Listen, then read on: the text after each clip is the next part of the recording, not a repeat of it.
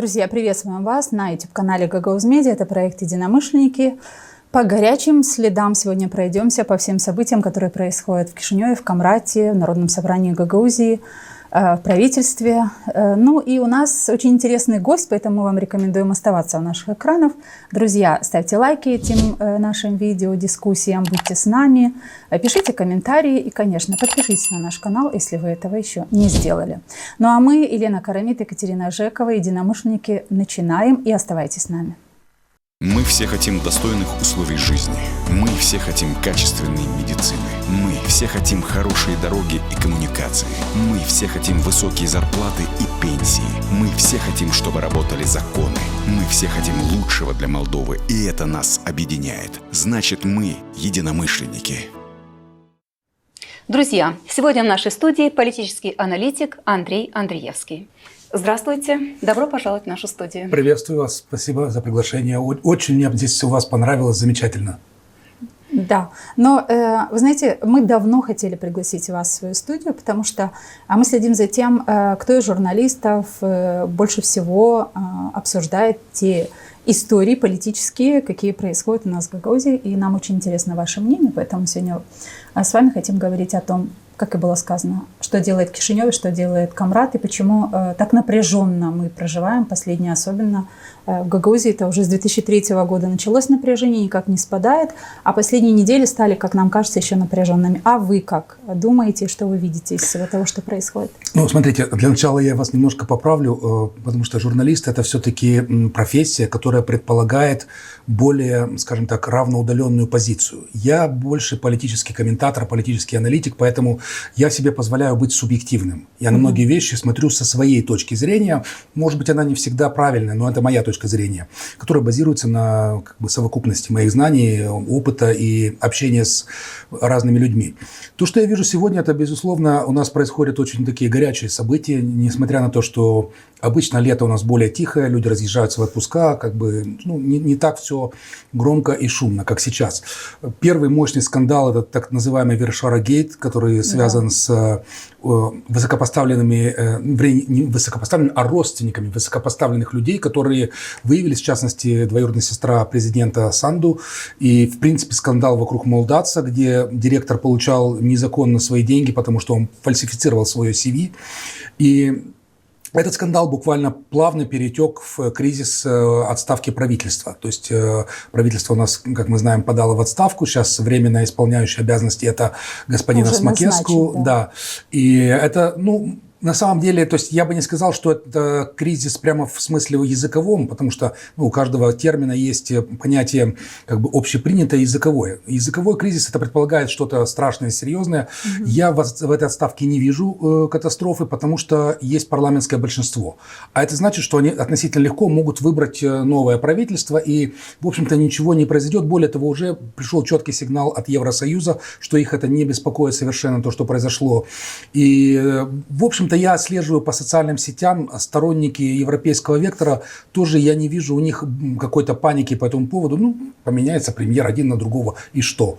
То есть гораздо больше отзвучал скандал, связанный с вот этими скандалами Молдатса, да, потому что там на самом деле клубок очень большой, его только зацепили за эту ниточку, его еще разматывать и разматывать, там десятки этих предприятий государственных, там десятки наблюдательных советов, в которых сидят люди, которые непонятно вообще чем занимаются, получают громадные зарплаты. Это все, конечно, больно бьет по имиджу власти, которые пришли к власти, говоря нам, что мы не такие, у нас все будет по-другому. Но это их, конечно, зацепило. Тут я бы тоже не переходил в другую крайность, как говорят, что да нет, это они все специально сами все подстроили, сами посадили везде этих своих людей. Я просто достаточно долго наблюдаю за президентом Санду. У нее есть такой, я это для себя называю, комплекс отличницы. Она не хочет, когда ее критикуют, она не выносит этого. Поэтому я не верю, что она лично это назначала свою двоюродную сестру именно на такую зарплату.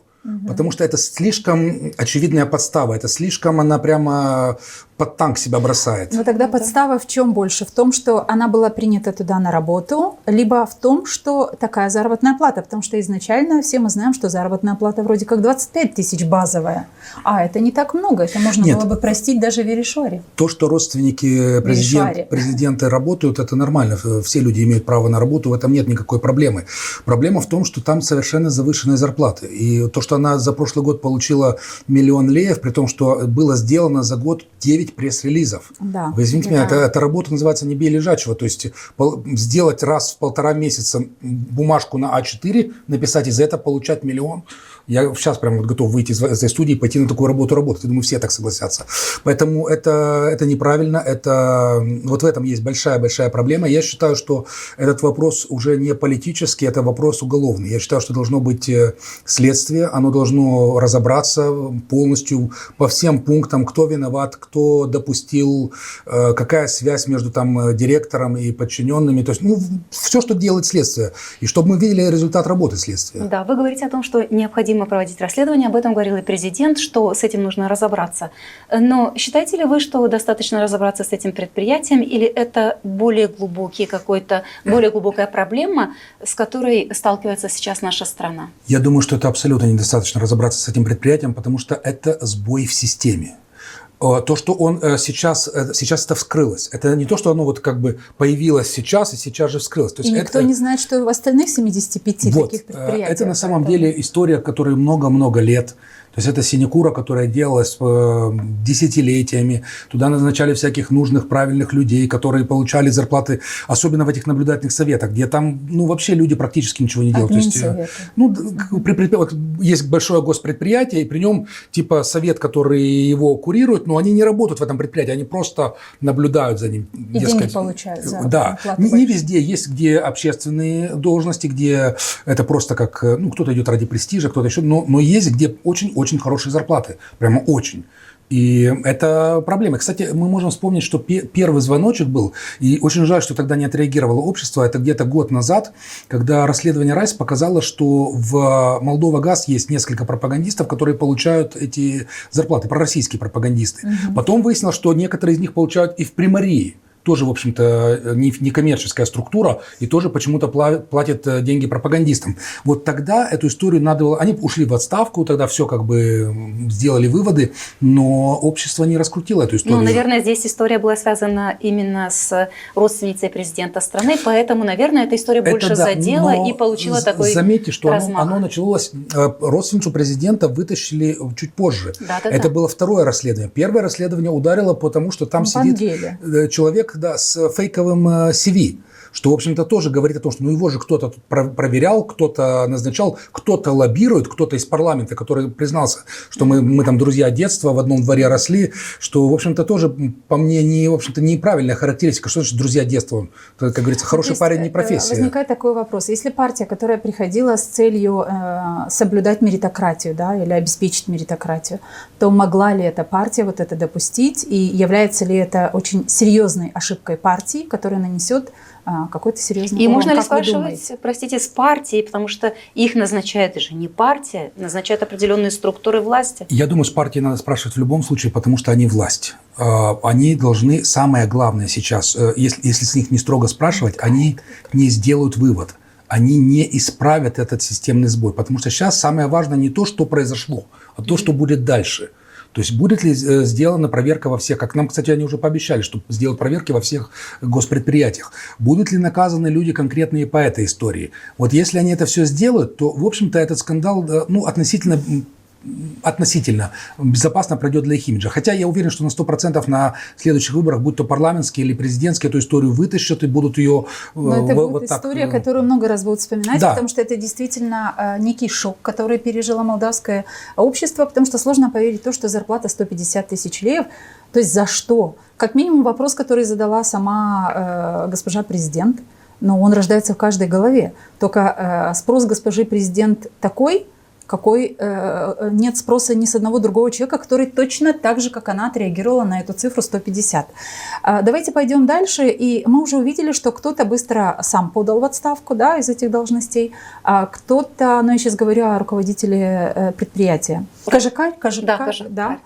Вот это управление государственным имуществом. Да. Скажите, вот эта цепь нормальная для такого случая, когда вот обнаруживается вот такое, не знаю, это не коррупция, но это, ну и коррупция в том числе. Нет, безусловно, это в такой ситуации должно быть, что кто-то подает в отставку, но это первая ступенька. Я все-таки считаю, что если это закончится без уголовных дел, вот это будет неправильно.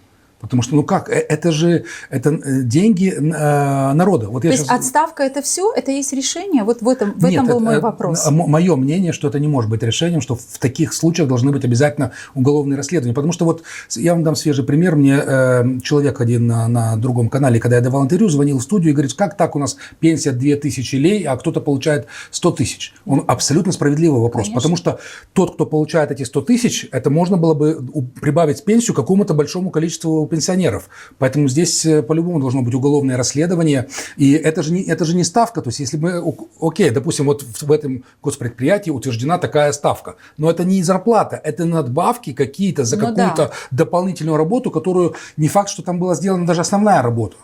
То есть тут расследование, если поставить точку в истории Смолдатса, здесь в студии, во всяком случае, да, то, что мы можем сделать, точка, понятное дело, что должна быть поставлена теми органами, которые должны вплотную этим вопросом заняться, но для нас это только правоохранительные органы или соответствующие структуры, которые обязаны вынести соответствующее решение для того, чтобы сказать, это имело место быть, вот они виноваты, и отставка – это не решение, а вот это решение для тех людей, которые совершили вот это, Это да, но я считаю, что помимо этого очень важно, чтобы мы продолжали держать эту историю на общественном контроле, мы как представители медиа, лидеров общественного мнения. Почему это важно? Потому что это просто может оказаться засунуто под одеяло, под коврик, как у нас часто бывало в прошлом. То есть этого нельзя допустить. И нужно контролировать, тогда эти органы, прокуратура, суды, они вынуждены будут, реагируя на общественный запрос, расследовать. Вы сказали о роли журналистов. Так вот, если бы не журналисты. Да, если бы не журналисты, эта история не всплыла бы, скажем так,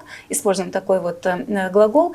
Но мы замечали и раньше, например, история со схемами Шора, журналисты Зиарл-Дегарда и так далее участвовали в том, чтобы вывести на свет какие-то такие вот факты, которые позволили… Работая под прикрытием. Работая под прикрытием, позволили действительно продвинуться в этом вопросе и правоохранительным органам. Почему, на наш взгляд, так получается, что журналисты находят вот такие вот истории? Почему это не делают те люди, которые должны это делать? Разве вот эти вот компании не находятся под чьим-то руководством, ведением, контролем? И на их содержание уходит. С одной стороны, безусловно, это работа и в том числе правоохранительных органов, и контролирующих органов. Но на самом деле это очень хорошо, что журналисты это делают, потому что это не есть какой-то нонсенс, исключение из правил. Это практика очень развитых стран. В США, в Европе журналисты очень часто вскрывают очень большие скандалы.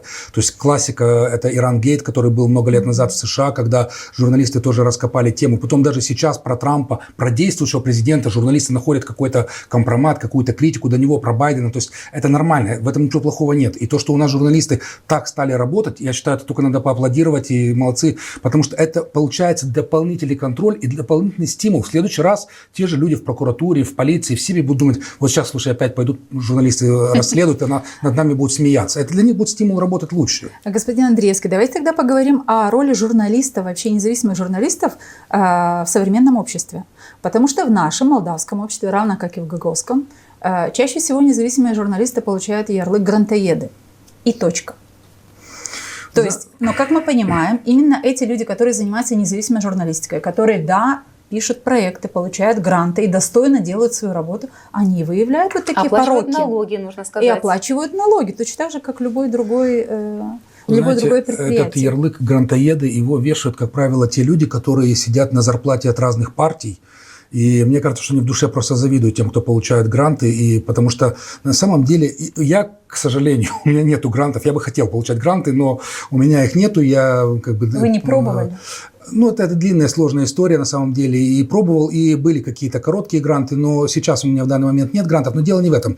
Дело в том, что я не могу себе представить, что, ну, например, какое-то посольство там Франции, Германии, неважно, дает грант, что они будут звонить человеку и скажут: покритикуй этого, похвали этого. Это просто бред, такого быть не может. Поэтому те люди, которые вешают эти ярлыки про грантоедов, они судят по себе. Потому что они знают, что им из партии приходят, не из партии, а из кураторов конкретных, которые курируют медиа, приходят конкретные указания. Так, сейчас у нас такая кампания, сегодня мочим там Раду Мариана, там завтра атакуем начальника полиции, послезавтра там... То есть у них все расписано по полочкам. И они думают, что точно так же работают независимые медиа. Почему я говорю, подчеркиваю слово «независимые медиа»? Потому что получать грант – это не значит потерять независимость. Грант дает только совершенно возможность работать. Никогда, вот у меня, я повторяю, у меня были короткие гранты, но никогда мне не давали какое-то «сделай то» или «сделай это». Я даже себе представить такое не могу. То есть это... Просто я не знаю, что должно быть с тем человеком, который так может поступить. Ну, мы можем здесь сказать с Еленой Федоровной, что мы, команда «Гагауз Медиа», и сейчас работаем на грант, который мы получили от Европейского фонда демократии. И ни разу Европейский фонд демократии за год с лишним работы нам не сказал о том, что это надо сделать так, а это вы сделали неправильно. И это было в моем случае, в моей практике. С 2015 года я знаю, что такое грантовые программы, я знаю, что такое участие, я знаю, что такое отчетность по грантовым программам. И я ни разу не получала. Поэтому мне сложно понять тех людей, которые утверждают, что грантоеды – это плохо. А Лена Федоровна совершенно правильно подметила. Все организации, которые получают гранты, они выплачивают совершенно правильно, согласно законов Республики Молдова, заработную плату и все другие налоги. И они, конечно же, идут в бюджет страны. Создаются легальные рабочие места. Ну, конечно. То есть целая инфраструктура вокруг этого. И поэтому... Нет, это совершенно очевидно, что... А почему так хейтится все-таки независимая журналистика в нашей стране? Хейтится именно потому, что она расследует то, что не нравится хозяевам этих людей, которые хейтят независимую журналистику. Вы обратите внимание вот с этим скандалом молдавца. Как это все началось? Первая реакция. Появились вот эти вот статьи, разоблачающие этого директора. Где реакция провластной прессы? Потом, это же провластная пресса написала, что делать. Их подтолкнуло к этому одно посольство из центра Кишинева. То есть уже пошла сразу конспирология. То есть это какая-то там внутренняя борьба. То есть если это делается, то не зря. То есть под этим что-то они, понимаете, они пытаются лежит. себе объяснить, потому что они смотрят со своей позиции на мир. То есть так, как они поступают. Потому что действительно я очень представляю, я общался с людьми, которые работали на эти разные пророссийские проекты. Там очень жесткая дисциплина и очень жесткие конкретные требования, что делаем сегодня, что делаем завтра. Мне рассказывал парень один, как, например, в «Спутник Молдова» приходит имейл утром с планом, что они должны, кого облить грязью, кого похвалить каждое утро. То есть... Вы мне сейчас напомнили ГРТ тех времен, когда у нас башканом была Ирина Влах, и там руководитель пресс-службы Ирины Влах Андрей Ведутенко командовал парадами. Журналисты изнутри в личных беседах рассказывали, что мы же не определяем, нам вот говорят, кто будет гость, нам дают вопросы. Что при Шоре по-другому было? То же самое абсолютно. Я говорю, мы помним этот период больше, то, да? Мне рассказывали. Да. Потому что мы были депутатами Народного собрания Гагаузии, и на ГРТ был список, черный список так называемый, депутатов, которых не нужно приглашать. И я помню, мы написали, был у нас брифинг, мы попросили ГРТ дать в эфир. Один раз в эфир дали наш брифинг, а затем его убрали, потому что получили команду откуда-то, что это больше не должно появляться в эфире ГРТ. Это был брифинг депутатов, и мы говорим об общественном телевидении. У общественного телевидения совершенно другая миссия, и это не независимая журналистика. То есть тут есть как раз набор обязательных правил и действий, которые должна соблюдать общественная компания. Но об этом в другой раз. Давайте вот... Да. Мы говорили с вами о молдавце, о вот этом скандале, который разразился вокруг него. Как вы считаете, есть ли какая-то связь между этим скандалом и отставкой премьер-министра? Я думаю, связь лишь частичная, то есть это как бы одна из компонент более серьезной проблемы. Главная проблема там на самом деле не в этом. То есть он бы мог спокойно этот скандал пережить, потому что, повторяю, что в проевропейских кругах, да, это оно всколыхнуло людей, но оно не стало прямо таким, чтобы, особенно, чтобы кто-то предъявлял Мунтяну, который относительно недавно премьер, поэтому его это зацепило. Да, его не сильно это зацепило. Там была проблема в несогласованности внутри команды. И вот первый очень серьезный такой звонок был, когда они выдвинули проект налоговой реформы, и вышел министр здравоохранения и покритиковал ее. То есть человек из команды Да. выходит и критикует работу этой команды. То есть это говорит о том, что у них там внутри как бы все не так, как надо. Ну, вы знаете, нужен ответ на вопрос, который, собственно говоря, вот меня как гражданина, он у меня возник первый, как только я услышала, что господин Мунтян уходит в отставку. Просто как у гражданина, даже не как у журналиста, наблюдающего за всем, что происходит. А почему я почти не слышала премьера, который 8 месяцев у нас уже работает? Но вот его не было слышно. То есть можно говорить о том, что качество премьера и о нем как о хорошем человеке, как о хорошем бизнесмене, как о хорошем руководителе, ведущем бизнес в разных странах и довольно успешно говорят очень многие люди, которые знают его с этой стороны. Но мы же судим как о премьере, который политическая фигура. Мне не доставало, как гражданину, человека, который заявит о том, почему эти реформы делаются, для чего, что он думает. То есть понимаете, о чем я говорю? А вам, как политическому аналитику, что было видно вот за эти 8 месяцев? У меня ситуация немножко другая, потому что я с ним была возможность несколько раз лично пообщаться. Он приглашал экспертов проконсультироваться по политическим вопросам. Тогда поэтому расскажите. Я видел, что он понимает эту проблему. Они нашли коммуникатора, пригласили девушку с телевидения, которая у них как спикер, она должна была продвигать его месседжи. То есть это как бы вот только оно сейчас должно было... Они поздно это начали, это правда. Адаптировался долго. Да, то есть это где-то, наверное, в апреле они начали вот этот проект по тому, как коммуницировать. Потому что я ему тогда сказал, что вы делаете очень много важных вещей, о которых не знаю даже я. То есть они как бы там работают, но никому об этом не сообщают. Считаю, что а зачем? Вот у него такой склад характера, он говорит, я не пришел сюда пиариться. Это стратегическая ошибка, потому что не важно, что ты думаешь про свой личный пиар, но ты являешься частью команды, которая должна отвечать перед людьми. И если этим людям не доносят информацию, что ты делаешь, это проблема. И у него вот это было такое какое-то на личном уровне, такая как бы скромность личная, которая на этом посту, наверное, не совсем правильно. Но замах, на самом деле, у него был на многие важные реформы. Он прямо объяснял нам, вот мы хотим сделать это, мы хотим сделать то. Кстати, по поводу Гагаузии, там господин Боля должен курировать некоторые проекты. То есть там должно быть все очень серьезно. Но именно то, что эта команда, она, так, может, не совсем корректное слово, это такое Франкенштейн. То есть она слеплена из нескольких компонентов. Угу. Там были люди от ПАС, понятно, это большинство. Было несколько человек, это представители разных отраслей, как вот министр здравоохранения, там еще кто-то. И Мунтяну привел с собой только Осмакеску.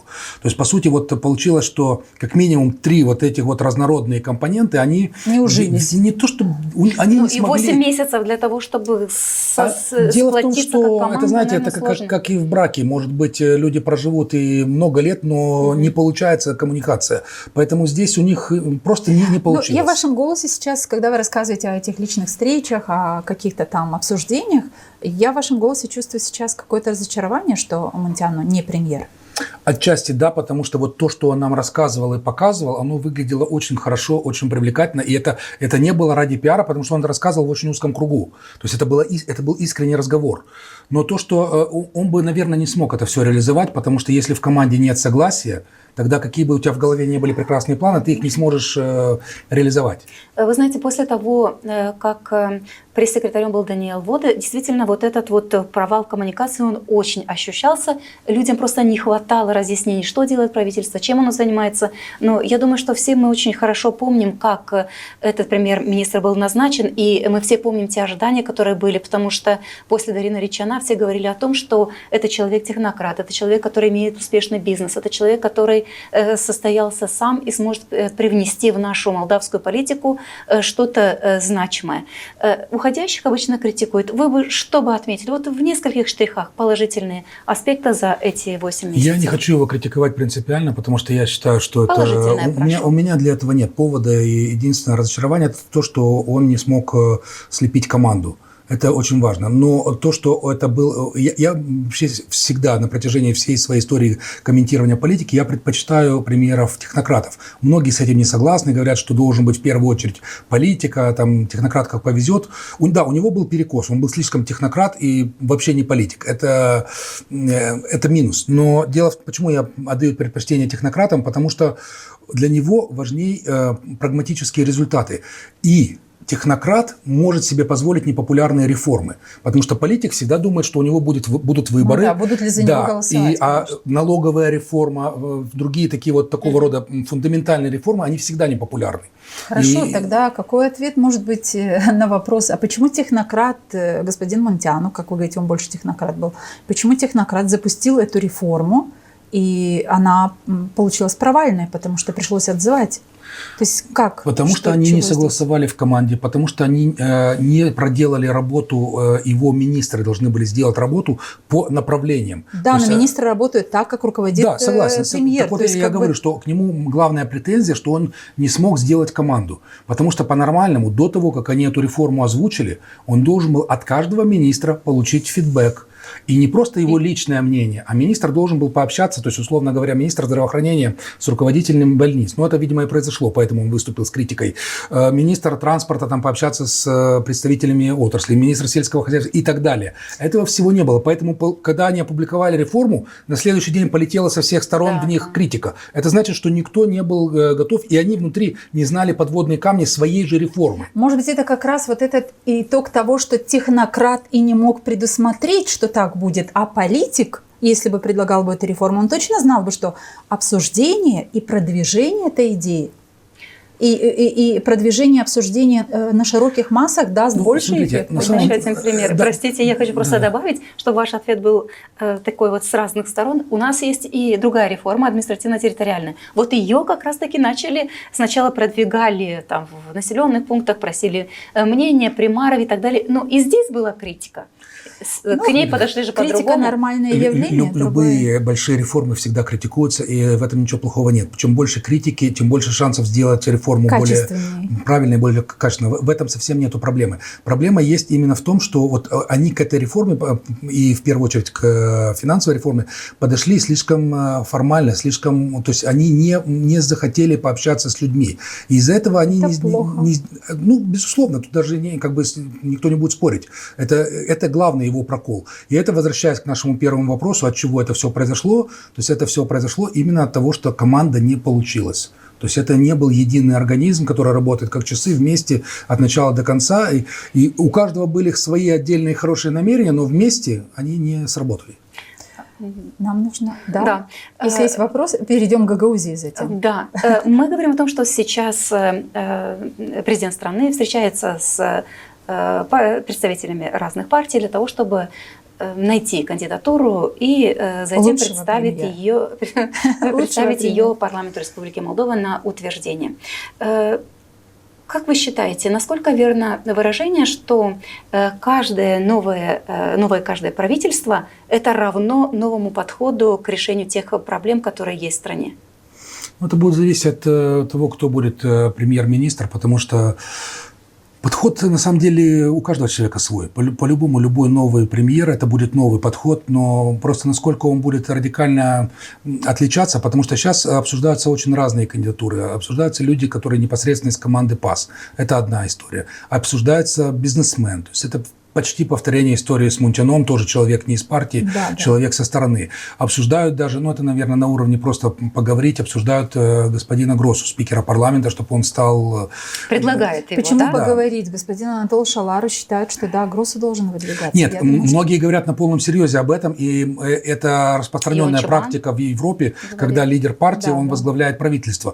Но почему я говорю нереально? Во-первых, я не вижу, чтобы он этого хотел. Во-вторых, я не совсем уверен, что это подходит под его типаж заниматься вот такой работой. Что у него это может получиться, вы думаете? Да, он больше как раз, мне кажется, он в парламенте больше на своем месте, чем на премьерском. Да, а давайте посмотрим еще и на то, что некоторые партии сначала отказались было участвовать в этих консультациях и беседовать с президентом на предмет того, кого они могли бы предлагать. Прошли сутки, и они уже согласились. Как вы думаете, вот этот кульбит чем вызван? Сначала не хотим, а потом хотим. Смотрите, вообще по-нормальному... Я сейчас говорю о ОМАН. Да, с МАН, кстати, так и непонятно. Я до последнего... У них было несколько высказываний, противоречащих друг другу, и в том числе у самого Чебана, который он то да, то нет, и то мы не пойдем, то мы... Это тоже много это говорить, фарс, почему сказал нет? он. Да, мы не будем участвовать в этом фарсе, но мы выдвинем Гросу на пост председателя правительства. То есть у меня ощущение, что он просто троллит. То есть это несерьезные заявления, и их воспринимать... У меня не получается всерьез воспринимать вот такой троллинг. Поэтому по-нормальному любая партия, я считаю, должна была воспользоваться такой возможностью. Почему это важно? Потому что они могут своим избирателям сказать: мы хотели, мы предлагали, у нас есть команда, которая может. Но нас не услышали. Да, плохая власть нас не пустила. А давайте поговорим еще о том, что есть непарламентская оппозиция. Потихонечку подбираемся с вами, господин Андреевский, к Гагаузии. Вопрос, который я сейчас задам, он не совсем с Гагаузией, но так или иначе связан. Непарламентская оппозиция, госпожа Ирина Влах, тоже говорит о том, что вы делаете, надо пойти и надо предлагать свои решения по поводу премьера, предложения и прочее. Как вы к этому относитесь? Знаете, госпожа Влах, ее так много стало. Я открываю, когда социальные сети, начинаю с утра работать, просматриваю всю информацию. Она везде, она по поводу всего высказывается, она комментирует каждое происшествие, там чуть ли не уже дорожно-транспортные происшествия. То есть ее стало слишком много, поэтому мне очень сложно это воспринимать серьезно, такой подход с ее стороны. И мне кажется, что она переигрывает. Вот есть такой термин в театральном искусстве, в кино, когда человек переигрывает, слишком он актерствует. Вот мне кажется, что у нее это происходит. Я понимаю, почему это происходит, потому что... Я хотела спросить, а чем это объяснить? Я это для себя объясняю тем, что мне кажется, что она разочарована. Ходили слухи достаточно, это не слухи на уровне, там, скажем, водителей такси, при всем моем уважении к любой профессии, но не политологические, скажем. Это были слухи абсолютно серьезные, достоверные, связанные с Россией, о том, что на нее делалась очень большая ставка в Москве. То есть ее видели вот прямо как новым Додоном, представителем всех пророссийских сил. Но в какой-то момент что-то пошло по-другому. Я не знаю, с чем это связано. Может, она их разочаровала, может быть, какой-то коррупционный шлейф, может, не знаю. Там у меня в Москве нет близких источников, так доносит иногда что-то, как говорится, из-за забора. Но сейчас, судя по всему, центр перенесен на Фуртуна, Викторию Фуртуна, и Влах сейчас пытается всеми силами привлечь к себе внимание, что нет, ребята, не бросайте меня, смотрите, как я могу, я вот и так могу, я вам спою, и станцую, и расскажу еще что-то, то есть вот это из этой серии, но всерьез, с политической перспективой, я это, к сожалению, не могу воспринимать. Собственно говоря, уже и спела, и станцевала, потому что вы знаете, возможно, была предвыборная кампания, в которой были и песни, и танцы. Мы здесь в Гагаузии ее знаем немножечко больше, потому что 8 лет ее руководства Гагаузии позволили узнать чуточку больше. И просто нам кажется сейчас очень интересным, когда она говорит о таких вещах, которые, будучи башканом, делала сама. Сегодня она критикует это, а будучи башканом, делала сама. Например, закрывала школы. Это делала она. Сегодня это критикуется. И таких примеров можно привести много. Но, по сути, мы уже с вами говорим о Гагаузии, и поэтому в Гагаузии мы очень долго ждали, когда наконец-то состоятся выборы. Выборов все не было и нет, но появилось другое событие. Народное собрание Гагаузии избрало спикера Народного собрания. Вот никогда такого не было, чтобы безмандатное Народное собрание Гагаузии, то есть просроченный мандат, и эти депутаты избирают себе нового спикера. То есть им уходить надо, они себе спикера нового эту ситуацию? Я это оцениваю как продолжение кампании, которая происходит по попытке выйти на максимальную конфронтацию с Кишиневым. Потому что... Для чего? Посмотрите, сейчас мы подойдем для чего, но чтобы было понятно, о чем я говорю, у нас весной, где-то в мае, в конце мая, началось налаживаться сотрудничество этой группы Кишинев-Камрад, которые должны были выйти на некий проект, который позволит... И вышли. Да, по сути, он был готов. Да. И это позволило бы разрешить кризис, назначить выборы и дальше жить нормально. Но в это время появляется как раз вот этот господин новый спикер с альтернативным проектом, который все это дело разрушает. То есть, и тут мы подходим к вашему второму вопросу. Для чего это все делается? Я считаю, что это продолжение рецидивы той команды Шора, которая пытается продолжать создавать здесь точку напряжения. Почему? Потому что Шор условный, сейчас неважно, как фамилия того человека, который там сидит в Москве и направляет эти финансовые потоки, то есть это бизнес. Они приходят там в какой-то кабинет в России и говорят, у нас вот есть наш актив, это Гагаузия, мы контролируем, мы можем сделать там что угодно, нам на это надо там на следующие полгода 10 миллионов долларов. Условно, я не знаю, сколько они берут, там, может быть, и больше. Им выделяют эти деньги, они здесь устраивают этот бардак. Зачем это России? Им нужно, чтобы мы максимально затормозились на пути в Европейский Союз. Поэтому они качают Приднестровье, они качают Гагаузию, они пытаются качать внутри Кишинева. То есть задача, чтобы создать какие-то проблемы, которые, как по их мнению, остановят нас от вступления в Европейский Союз. И когда они надеются здесь разогнать сепаратизм в Гагаузии, таким образом остановить евроинтеграцию Молдовы. Потому что почему-то для России это прямо вот тема, которая их беспокоит, чтобы Молдова не стала европейским государством. И вот это то, что делается последний раз, вот эти вот платформа 3 единички. 111, да? Да, потом вот этот сейчас круглый стол, который был в понедельник. То есть вот это все в рамках вот этой процедуры, как они пытаются раскачать ситуацию против Кишинева, создать конфронтацию, но сейчас стали делать хитрее. Вначале они делали достаточно глупо, и как бы было явно, прослеживалась такая конфронтация, даже с намеками на сепаратизм. Сейчас они делают, нет, давайте, мы хотим дружить с Кишиневым. Даже поехал новый спикер в Кишинев. А вот почему в Кишиневе пресс-конференция у нового спикера? Он хотел показать, что он готов даже приехать, даже договариваться. И он очень коммуникабельный. И давайте сядем за стол переговоров. Это он одной рукой. А второй рукой он держит список требований, которые абсолютно неприемлемы для Кишинева. Таким образом, он делает как бы априори невозможный договор. Ну и плюс то, что его подозревают, что он связан с Шором, что это продолжение той же самой линии, но при этом на публику он улыбка до ушей, я хочу с вами дружить. И получается, что его как бы сейчас и не обвинишь ни в чем. Вроде бы хочет сотрудничать, хочет дружить, но делает все, чтобы этой дружбы не было ни в коем случае. Ну, жители Гагаузии, которые посмотрели его брифинг, как там говорит Оксана Федоровна, они увидели, что он обращается и к дипмиссиям, и к президенту страны, и к спикеру парламента, и обращается с тем, что мы хотим диалога. Мы хотим решать все проблемы, мы готовы к диалогу. Мы, если нужно, скажем об этом на румынском языке для того, чтобы и все жители Молдовы поняли, о чем мы говорим. Ну, так как у нас тут дискуссия, я позволю себе и высказать свое мнение здесь. Но может господин Гайдаржи говорить все, что угодно. Но для меня, как человека, который проживает здесь в Гагаузии, которая видела с 2023 года, кто голосовал за этот исполнительный комитет. Это были депутаты, в том числе господин Гайдаржи, который голосовал за исполнительный комитет, представленный Шором. То есть, согласно уложению, исполнительный комитет должна была представить Башкан Гагаузии. Башкан Гагаузии не представляла этот исполнительный комитет. Следовательно, для меня люди, которые проголосовали за кандидатуру, предложенную Шором, это люди, которые работают в одной схеме, в одной системе и одни ценности преследуют. Это продолжение одной и той же системы, которую создал здесь Шор. Именно поэтому в Кишиневе не может быть, даже если бы он пришел без этих пунктов, которые неприемлемы для Кишинева, с ним бы не стали говорить. Потому что но Гроссу так и сказал, что я не буду разговаривать с господином Гайдаржи. Так все сказал. Понимают, что это продолжение все той же самой системы. Слушайте, господин Андреевский, складывается такое впечатление, что вот одна игра была тогда, когда вот эта группа все-таки дошла, президент Сандо пригласила депутатов, пригласила спикера парламента, и заседала группа рабочая, назовем ее, так она и называлась, кстати, которая приняла вот этот компромиссный документ.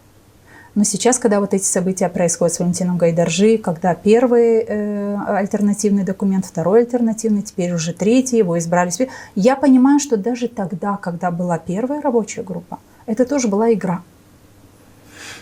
Ну, мне сложно. Игра вы имеете со стороны отсюда, из Гагаузии? Ну да, потому что если была бы реальная цель все-таки продвинуть этот компромиссный документ, но не могут 5 депутатов, которые представляли Народное собрание Гагаузии в этой рабочей группе, они всегда голосовали вместе. За все. Но как это они не получили поддержку своих коллег? Вот у меня нет ответа на этот вопрос. Как я понял, что ничего не получится, я смотрел, потому что я вот последние полгода очень погружен в повестку Гагаузии, я смотрел заседание Народного собрания в тот день, когда голосовали за проект Гайдаржи. И там опять начинается с упоминания ГУЦУЛ, с ее писем, с ее то есть это уже после того, как было решение апелляционного суда, то есть она уже теряет статус Башкана, но тем не менее они опять все наш Башкан, они письма, то есть это понятно, что это одна команда. А команда Шора не заинтересована в том, чтобы здесь было нормально с Кишиневым. Они этого не хотят. Ну, значит... Они, если мы вспомним еще, когда несколько лет назад, кто вообще убил межпарламентскую группу сотрудничества между Народным собранием и парламентом в Кишиневе? Народное собрание Гагаузии. Как раз команда Шора и задушила эту тему. То есть они были изначально настроены на конфронтацию, у них не было интереса дружить. Простите, Валентин Гайдарже говорит о том, что мы хотим с вами диалога, мы хотим с Кишиневым диалога. Мы живем в одной стране. Да, мы живем в одной стране.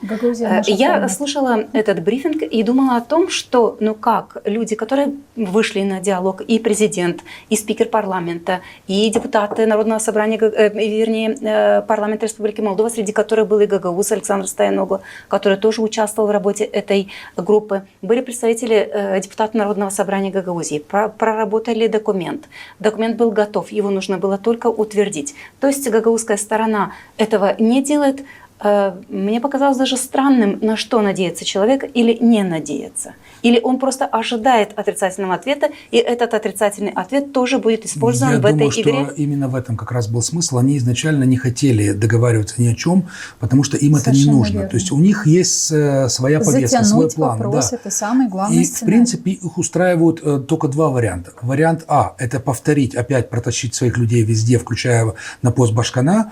Вариант Б, если это не получается, тогда, чтобы здесь был максимальный кризис, бардак, для того, чтобы настраивать людей против Кишинева, для того, чтобы создавать эту точку напряжения, и чтобы потом говорить, там где-то посылать каких-то людей там, в Брюссель, своих каких-то делегатов. И тут тоже, кстати, у них есть выходы на некоторые партии в Кишиневе, которые будут там ездить и говорить, смотрите, что там творится, и с Тирасполем проблемы, и с Гагаузией проблемы, куда их в Евросоюз? Рано им еще, никак. Но после этого, простите, пожалуйста, постановления сложно говорить об этом, потому что люди обсудили документ, пришли навстречу, готовы были к диалогу. Не только готовы были к диалогу, но диалог был осуществлен.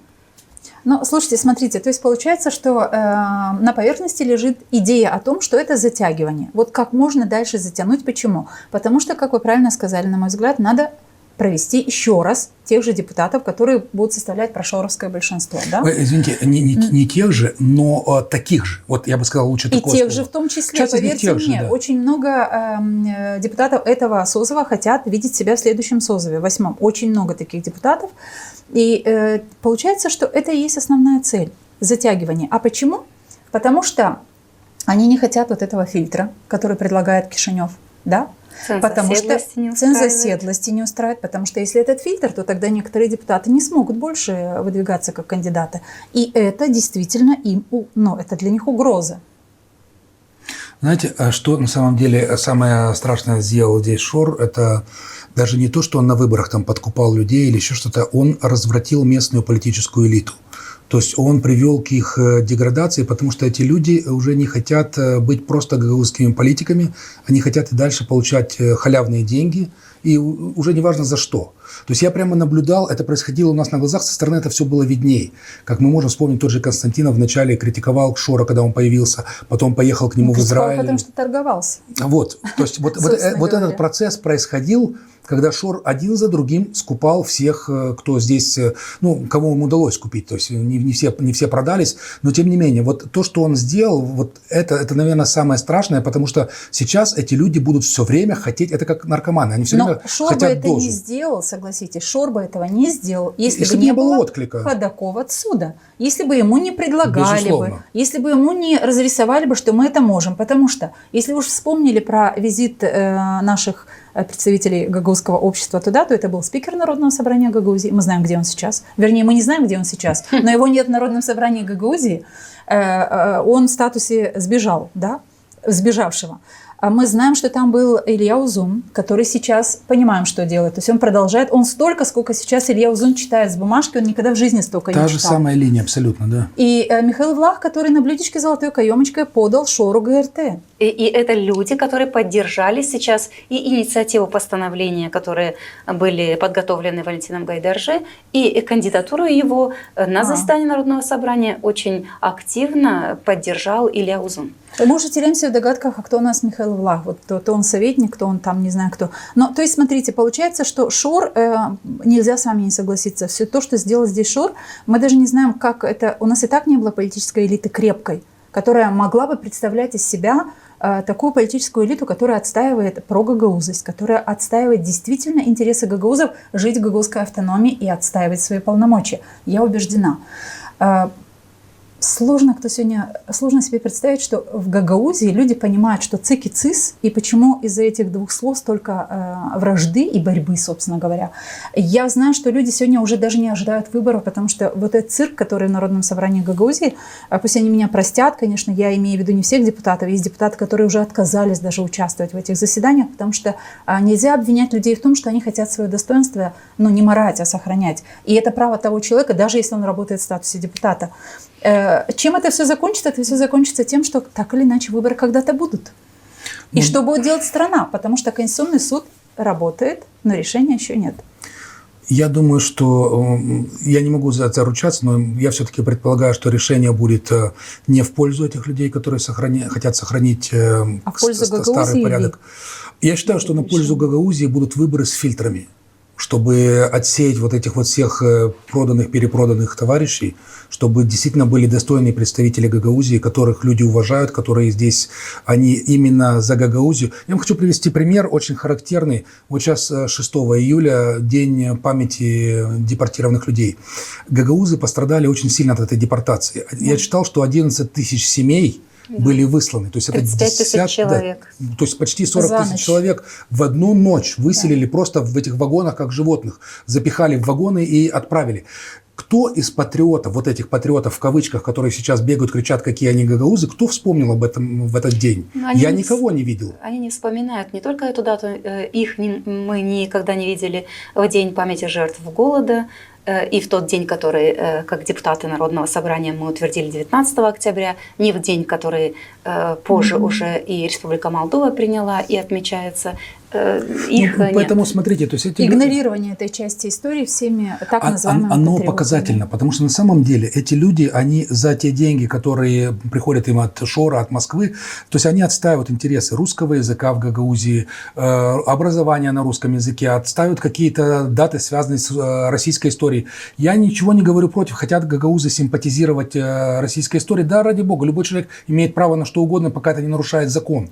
Но в первую очередь автономия создавалась не для этого. То есть, насколько я понимаю, автономия создавалась именно для сохранения особенностей идентичности гагаузского народа. Во всех смыслах. Да. От культурного до политического. Где это все?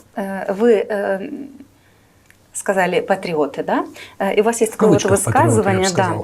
У вас есть такое высказывание. Проблема гагаузского патриотизма в том, что он какой-то на самом деле не гагаузский. Что вы имели в виду, когда это именно то, что я сказал, что они в большей степени отстаивают русский язык, они в большей степени борются за какие-то аспекты, связанные с геополитикой. То есть, казалось бы, вот что человеку простому, который живет в гагаузском селе, они его утягивают либо постоянно в какие-то геополитические переживания, там, что там сказал Трамп, а что Макрон, а как там Брюссель, а Путин, а это, а то, а конфронтация.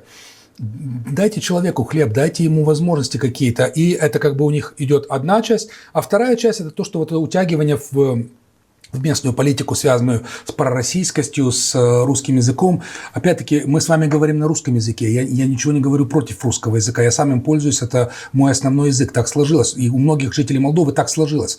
Это как бы данность. И с этим нет... И в Гагаузии никто не запрещает звучание русского я языка. вам скажу, более того, в Кишиневе никто не запрещает звучание на русском языке. То есть я выступаю на национальном телевидении на русском языке. Это мифы, которые кто-то говорит, что кто-то в Кишиневе борется против русского языка. Этого нету абсолютно, ни на каком уровне. Но, безусловно, каждый человек, каждый житель страны должен знать язык своей страны, потому что я не могу себе представить в России человека, не знающего русского языка. И чтобы он еще возмущался, почему вы не знаете мой язык, я хочу, чтобы все говорили на нем. А у нас здесь, получается, они нам навязывают вот эту практику, что русский язык чуть ли не как базовый, как основной. Но, по крайней мере, в Гагаузии, я считаю, это просто стратегическая ошибка, потому что уже гагаузский язык – это исчезающий язык, это, который, если не бороться сейчас за него, то пройдут пройдет пару десятилетий, на нем никто говорить не будет. Вы знаете, как нам больно слышать вот то, о чем вы сейчас говорите, потому что вдвоем мы с Еленой Федоровной и еще с одним нашим коллегой Михаилом Железоглом были авторами закона о расширении сферы применения гагаузского языка. И этот закон, принятый в 2018 году, четко предполагал и написано в законе, да, что все члены исполнительного комитета должны знать гагаузский язык. И было отведено первоначально какое-то время для того, чтобы у члена исполнительного действующего исполкома было время его изучать. Ни тогда, ни сейчас, вот уже 8 лет прошло. На гагаузском языке не говорит ни начальник управления образования, а это все-таки огромная сфера, да, то есть образование главное. Не ведутся заседания на родном языке, на гагаузском. Извините, я вас перебью. Почему я могу с полгода смотреть все, что у вас происходит, потому что никто не говорит на гагаузском. Вот, а если бы мы говорили на гагаузском, я бы ничего не понял, что происходит в гагаузской автономии. Но вы знаете, все то, что вы перечислили только что, господин Андреевский, невозможно не согласиться. У нас очень много говорят о геополитике, а еще нас все еще продолжает, все 30 лет с лишним продолжает пугать объединением с Румынией и как это будет страшно, ужасно, т.т. Но скажите, как политический аналитик, почему в этой гагаузской автономии, или, может быть, вы слышите, а мы не слышим, не говорят об экономических успехах, о инвестициях крупных, о бизнесе, о том, как открыли новые рабочие места, о том, как молодежи предлагают какие-то программы, которые прорывные в Гагаузии, но их нет в Молдове. Но это все было обещано. Сделаем такую скажем заметку. Так, я думаю, что это с вашей стороны немножко лукавство, потому что вы прекрасно знаете, почему это все происходит. Потому что у вас были у власти... может быть, мы внутри уже устали об этом говорить, не видим что-то. У власти были люди, которые, скажем так, не совсем корректно и честно поступали с помощью, которая приходила, в том числе со стороны Европейского Союза. То есть я имею в виду то, что, прямо будем говорить, что-то разворовывалось, просто тупо, как говорится, а что-то, и это тоже достаточно большая часть, то, что доходило и реализовывалось, но у него абсолютно не было информационного сопровождения. Вот очень показательный случай, мы общались с одним человеком в Камрате, на каком-то этаже, 4-м стояли у окна, и он говорит, вот это нам построили турки, вот это румыны дали деньги, это там перечисляют разные страны. Я говорю, Россия где? Россия там, не помню, машины какие-то подарила. То есть, а люди вот за все это благодарят Путина. Ну как это вообще могло произойти? Как вот по логике? То есть даже вот эти дороги ваши прекрасные, которые не везде в Молдове такие дороги, как в Гагаузии. То есть это же тоже строили европейцы, строили американцы. Но где просто элементарное спасибо? И вот этот негативизм, и я думаю, что, знаете, это не какая-то вот, что, дескать, гагаузы такие плохие, они все неблагодарные. Это работа ваших политиков, которые вот на тех зарплатах от всяких там товарищей непонятных, они вот эту проводили информационную кампанию ненависти к Румынии, к Европейскому Союзу. Ведь, смотрите, очень характерный случай. Ну что делать людям, если они слышат то, что слышат, вы понимаете? Смотрите, мы сейчас говорим о конкретных жителях гагаузской автономии, которые выходят на выборы, правильно? И когда они выходят на выборы, они уже выходят с вот этой информацией, которую заложили в общественное телевидение ГРТ, использовалась всеми башканами и всеми представителями Народного собрания Гагаузии тогда, когда одни или другие имели на него большее влияние. Поэтому все то, что транслирует ГРТ, это и слышат люди. А ГРТ у нас зачастую всегда либо за исполнительным комитетом ходит и показывает все события, которые башкан принимает, какие-то приемы делает, какие-то ленточки перерезает. И вот у людей, вот как теперь, после многих лет жизни и вот такой информации, как помочь жителям гагаузской автономии понять, что на самом деле делает гагаузская власть и что она не доделает? Смотрите, есть два рецепта. Один я вам не желаю. Это то, что произошло с гагаузами в Одесской области. То есть они все поняли после того, как прилетело несколько шахедов, и у них открылись глаза на многие вещи. Я не хочу такого пути для Гагаузии. Упаси Господи. Да, но и второй путь, он непростой. То есть это не решится очень быстро, потому что пропаганда промывала мозги десятилетиями. То есть сейчас вы за год ничего не решите. Нужна нормальная информационная кампания не в плане пропагандирования чего-то, а в плане того, чтобы приучить людей мыслить критически. Это главное, смотреть на новости с разных сторон, никогда не верить какому-то одному источнику, перепроверять информацию. Потому что, вот знаете, как многие говорят, ой, слушай, да мне до этой политики, вот я занимаюсь, я фермер там, или я врач, учитель, неважно, мне некогда, я далек от этого. Потом приходят выборы, человек берет, голосует за первого попавшегося, а потом бегает еще 3 года, схватившись за голову и кричит, ну как же так? Но смотрите, мы с Еленой Федоровной очень часто сталкивались с таким, когда мы критиковали действующую власть, ну, в лице исполнительного комитета той же Ирины Влах. Мы говорим, ну что вы хотите от Ирины Влах? Но мы говорим, 8 миллионов леев из европейских денег было потрачено на создание сайта gagauzia.md, где должен был быть документооборот, который очень быстро позволит всем людям найти быстренько то, что делает власть, сколько стоят те или иные приобретения, и этого нет. И вот мы говорим, что это ненормально, когда власть взяла 8 миллионов леев и не сделала этот сайт. Потому что на самом деле они могли его сделать там за $5000. А его нет вообще. Его нет Так вообще, вот именно, то есть это уже просто не просто воровство, это наглое воровство. И вот потому что можешь... можно было сделать и забрать разницу, а они забрали все. Ну, и людям сложно объяснить, что вот это действительно так, ну не может этого быть. То есть я понимаю, что люди на самом деле, мы не научились, мы как общество не научились критически смотреть на все то, что нам подает власть. То есть надо подвергать сомнению, конечно. Но я то, вам хочу сказать, что здесь вина не столько людей, сколько вина, во-первых, Кишинева. И я в данном случае не имею в виду даже последний отрывок, а вообще всех лет. То есть не было нормальной работы с Гагаузией во всех смыслах. И информационной, и политически никак не было. Это первая большая проблема. Но вторая большая проблема, что вот медиа независимые, подобные вашим, которые показывают другие точки зрения, они стали появляться относительно недавно. То есть не было такого в Гагаузии 10 лет назад. Люди были отданы на откуп этой пропаганде, и она играла их мозгами в футбол просто, как хотела. Поэтому то, что сейчас появляются такие медиа, которые дают другой взгляд, это большой плюс. Но это очень мало, потому что все-таки охват пока недостаточный.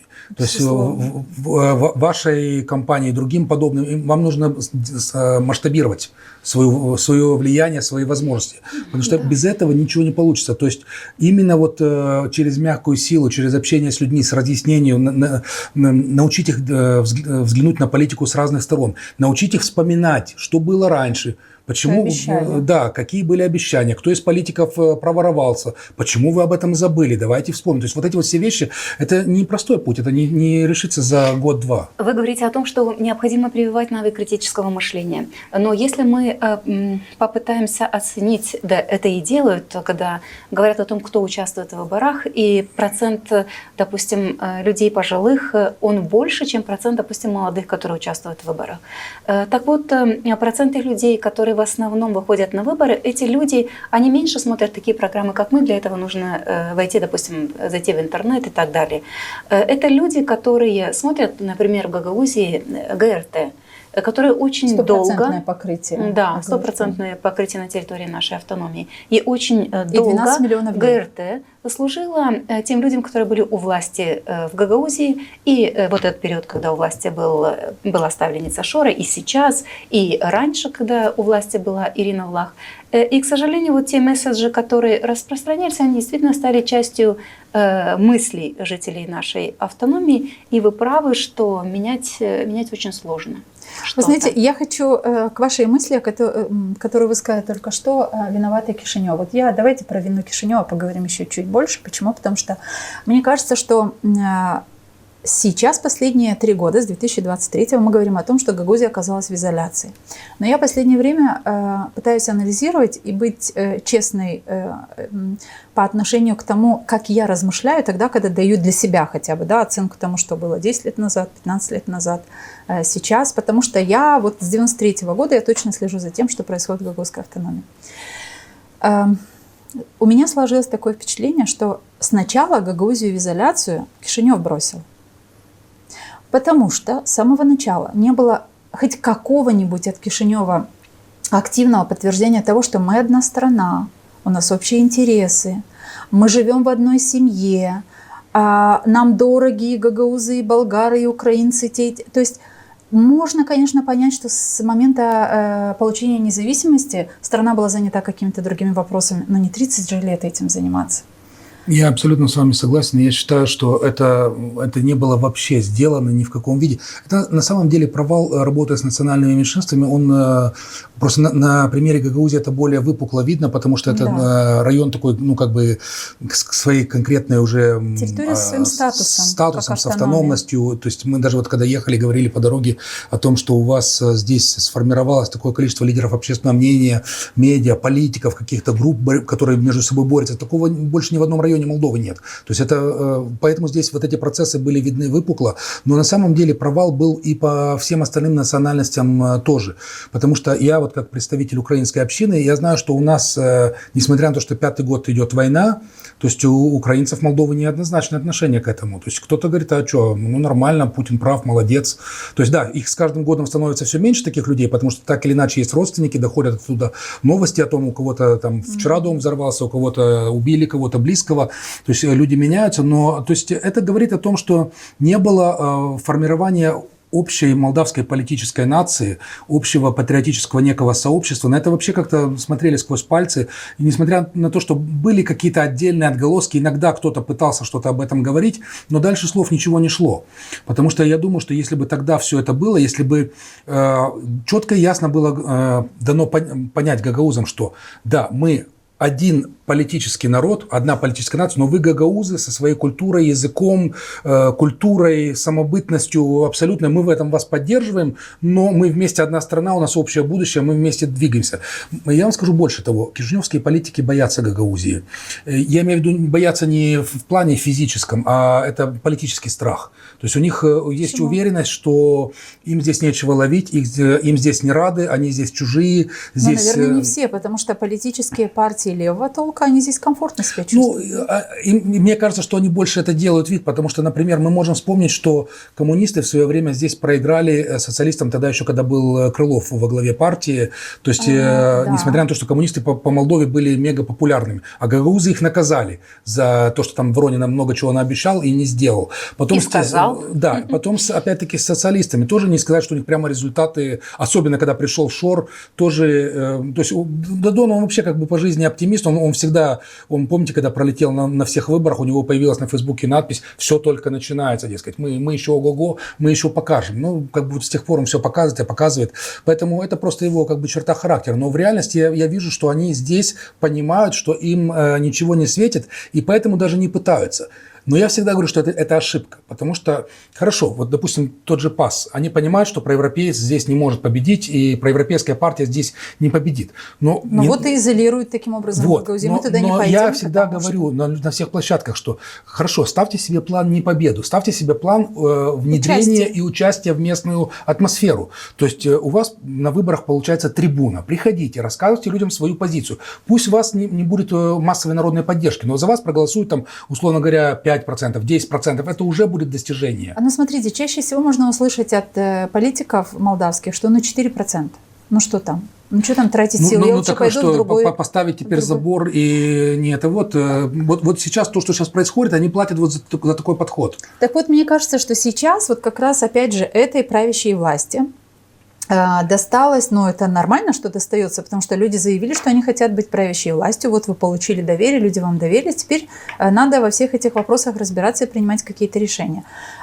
Мы делаем ток-шоу Freedom Life, в котором очень часто участвуют просто обычные жители Гагаузской автономии, которые тоже обсуждают какие-то вопросы, которые мы обсуждаем в студиях вместе с политиками, с экспертами. И люди говорят, почему я, как гражданин, проживающий в Гагаузии, не застрахован? Сколько можно? Почему правоохранительные органы не работают? Почему не разъясняют, не говорят? И таких вопросов очень много. И порой складывается такое впечатление, что Кишиневу лучше, как вы правильно тут сказали, бояться, но потом вы объяснили, да, что лучше туда не входить, потому что зачем эта проблема? Скажите, пожалуйста, видится ли вам какой-то вариант, как Гагаузия могла бы из проблемного региона стать регионом не проблемным, а созидающим, как минимум сначала для себя, а потом и для страны? Смотрите, первое и самое необходимое условие, вам нужно очистить политический класс, по крайней мере, тот, который у власти. То есть вот эти фильтры, которые предполагаются, чтобы не было опять, не отыгралась пластинка по новой, и опять те силы деструктивные попали в руководство региона. Без этого вообще ничего не получится. Это как бы первый шаг. Второй шаг, это нужно все-таки больше общаться с Кишиневым. Потому что с этой стороны это тоже есть какое-то такое недопонимание, страх, может быть, даже отчасти отчасти какая-то... Со стороны Камрата? Да, какая-то где-то провинциальность. Камрат это неправильно. всегда действует по установкам, которые извне даются. Ну вот это мое мнение. С этим надо бороться. То есть Камрат должен отстаивать интересы гагаузов, жителей автономии. И вот когда это придет понимание... И третий этап – это я все-таки остаюсь еврооптимистом. Я надеюсь, что мы в ближайшее, в обозримое будущее вступим в Европейский Союз. И я специально изучал опыт Румынии там на месте. Я приезжал, меня водили по разным... Мы были в Клуж-Напоке, нам показывали, как там интегрированы венгры в румынское сообщество, как им предоставлены квоты в местных государственных органах, как для них обучение на венгерском языке. То есть опыт Европейского Союза на самом деле по национальным меньшинствам, он великолепный. Он намного лучше, чем то, что у нас сегодня. И вот если это будет здесь внедрено, я думаю, что это удовлетворит требования самых патриотичных патриотов Гагаузии. Но никто гагаузам это не объясняет. Да, вот как раз таки хотела сказать, что вот по первому вашему предложению, по первому этапу, который вы назвали, провести выборы, и чтобы к власти пришли люди, которые будут думать о Гагаузии, будут жить интересами Гагаузии. Но вы говорите уже о том, что представители прошуровских сил стали хитрее. Очень сложно сегодня говорить о том, что если раньше, когда только Шор пришел в Гагаузию, он открыто говорил: это я, а это мои люди. Сегодня он об этом не говорит, и сегодня в любом населенном пункте может баллотироваться человек, который не является, не представляет ничьи интересы на первый взгляд, но затем может оказаться, что он тоже напрямую связан с теми же силами. Поэтому сложность в этом заключается. Да. Это первое. И относительно вашего третьего предложения, да, действительно, после того, как был проведен референдум, и евроинтеграция стала вот одной из главных путей, по которой движется Республика Молдова, у нас в Гагаузии практически нет никаких каких-то вот просветительских мероприятий, которые бы говорили о том, что даст Европейский Союз гагаузам, Гагаузии как автономии, которая имеет статус, допустим, украинцам и другим национальностям, которые живут в Молдове и могут в Европейском Союзе получить очень много возможностей для развития. Об этом это опять говорят очень провал мало. Властей. Плюс, знаете, я еще хочу отчасти сказать, что это и провал различных грантодателей, которые существуют у нас в Кишиневе, потому что они часто выделяют, на самом деле я слышал, что выделяются очень серьезные деньги на Гагаузию, на то, чтобы вести эту просветительскую работу, но, видимо, эти деньги идут в песок или просто неправильно строится эта работа, потому что я не вижу массированной информационной работы в Гагаузии. Ее просто нету. То есть я не представляю, как они доносят эту информацию до простых жителей. Но при том, что вот когда общаешься с разными там европейскими послами, представителями, они все очень заинтересованы Гагаузией. Но мы видим их заинтересованность, простите, просто уточню, да, мы видим их заинтересованность, потому что очень многие примары пишут гранты, выигрывают, проекты, выигрывают гранты и меняют облики своих сел и городов. Жители это видят. Но заканчивается все тем, что не все, конечно, примары, и говорят о том, что да, висят таблички, но люди же не читают таблички. Нет, таблички это вообще не выход. Должна быть стратегия информационного сопровождения. То есть это должно... Мы этого не видим в Гагаузии. То есть это, условно говоря, вот такие каналы, как ваш, и в том числе и как государственный ГРТ канал тоже, они все должны вести работу о просвещении, о том, что происходит. У Шора надо спросить. Вы знаете, я сейчас не случайно говорю эту фразу. Почему? Потому что мы с Еленой Федоровной проводили один выпуск, и Николай Дудогла или кто, Елена Федоровна? Это было ток-шоу, да. И Николай Дудогла сказал о том, что он когда-то открывал в Камрате спортивный лицей. И он говорит о том, что я вижу состояние сегодня этого лицея, я готов, я хочу взять в руки опять это учреждение, стать директором, возглавить эту работу и вернуть ту былую славу, которая была у этого учреждения. И он с этим высказыванием подошел к исполняющему обязанности Башкана Илии Узуну, и тот ему ответил: поговори с Шором, если скажешь, завтра ты директор этого учреждения. То есть, понимаете? То есть, это объясняет очень многое. Даже если это было сказано вот там 1 на 1, но нам это было сказано... Нет, я имею в виду, что они, может быть, об этом говорили, но господин Дудогла это озвучил в эфире. В общем, печальные вот такие сейчас истории мы обсуждаем, но без этих обсуждений мы убеждены, и ради этого мы существуем в Gaggauz Media. Концепция нашего канала заключена в том, чтобы помочь и себе, и людям разобраться в том, что происходит, как к этому относиться, и как подводить себя к правильным выборам, которые позволят вывести и автономию, и страну из тех сложных проблем, в которых мы погрязли, можно сказать.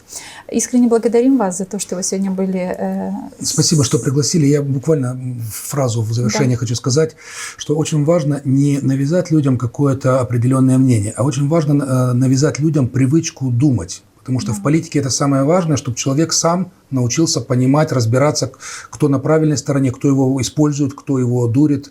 Потому что это уже будет хотя бы половину победы здравости, если вот люди начнут так размышлять. Спасибо вам за приглашение. Очень рад знакомству с таким прекрасным каналом. Надеюсь, еще пообщаемся. Обязательно. Спасибо большое. Друзья, мы, Елена Карамид и Екатерина Жакова, говорим вам спасибо, что вы были с нами, досмотрели нашу дискуссию.